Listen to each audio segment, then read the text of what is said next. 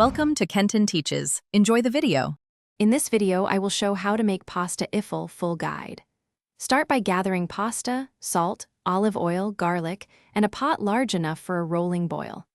I will walk you through timing, seasoning, and a simple sauce that highlights texture and flavor. This guide keeps things friendly and practical, with tips to avoid common mistakes and ways to customize the dish to your taste.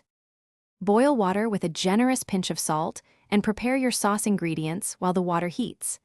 Use a large pot so pasta cooks evenly and stays al dente. I'll show how to time garlic and tomatoes so they finish just as the pasta is ready. Reserve a cup of pasta water to marry sauce and noodles, and taste frequently to adjust salt and herbs for balanced flavor.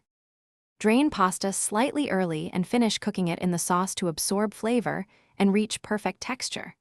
Toss the noodles with sauce over medium heat, adding reserved pasta water as needed for silky consistency. I'll guide you on timing so garlic doesn't burn and herbs stay vibrant. Finish with a drizzle of olive oil and fresh herbs, then adjust seasoning and cheese to suit your preferences for a balanced plate. Thanks for watching. Please subscribe if this video was helpful.